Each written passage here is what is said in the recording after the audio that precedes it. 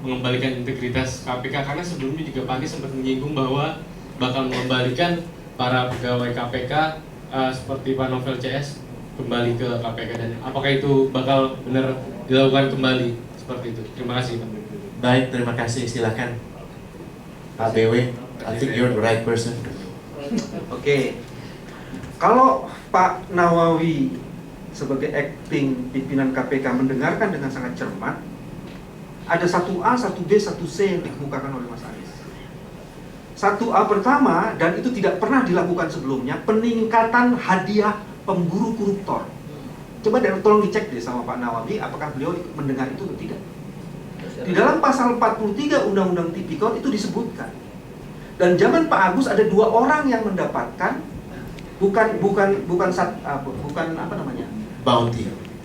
Iya, bukan hanya sekedar sertifikat, tapi Iya. memang reward. Nah, pada dalam diskusi di tim pakar, kami bahkan menentukan berapa rewardnya harus naik. Sekarang ini sekitar di bawah 1 per mil itu mau dinaikkan menjadi lebih dari 2-3 per mil. Jadi satu, pemburu koruptor. Yang kedua, yang juga dikemukakan adalah kita harus melakukan pengesahan rancangan undang-undang perampasan aset. Itu yang 1B-nya. Yang 1C-nya di dalam diskusi kami tim pakar, itu sebenarnya kami mengusulkan apa yang disebut dengan Office of Integrity. Itu belajar dari Malaysia. Jadi untuk menjaga integritas tuh memang harus, nggak bisa integritas tuh sekedar menandatangani fakta integritas. Dan itu bukan hanya kepada lembaga penegak hukum. Jadi ada 3 usulan, ya, 1A, 1B, 1C yang diajukan oleh Mas Anies pada saat diskusi dan perdebatan itu. Kalau saya mau tambahkan, ini tanggung ya, pemburu koruptor ya. Boleh, Saya mau tambah. Ini malah yang menarik sekali ya soal Ya. pemburu koruptor itu. Pemburu koruptor ini kami riset, teman-teman. Pertama, di 2018 itu Pak Agus menyatakan ada 2 orang mendapatkan hadiah uang dan puluhan orang lagi lainnya mendapatkan piagam. Terus kedua, disebutkan di situ bahwa kita melakukan riset di Amerika. Di Amerika itu ada orang bisa mendapatkan 279 juta US dollar karena dia telah mengembalikan kerugian di atas 1 juta US. Diulangi Mas Bang.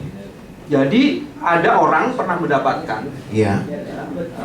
hadiah sebagai Bounty-nya. pemburu, sebagai bounty itu 279 juta US dollar 279 karena juta. kerugian negara yang bisa dikembalikan itu melebihi 1 juta US dollar. 1 billion mungkin. Yes, 1 billion. 1 Nah, billion. 1 billion itu, Mas, dia 20% loh, Mas, bukan 2 per mil. Jadi bukan 1 juta US dollar.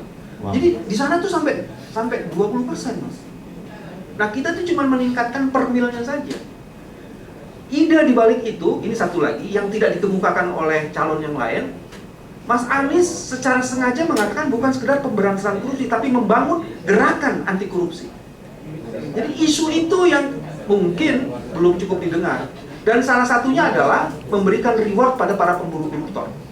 Karena itu bisa membangun masivitas gerakan anti korupsi. Itu sebenarnya yang menurut kami cukup menarik untuk dikemukakan.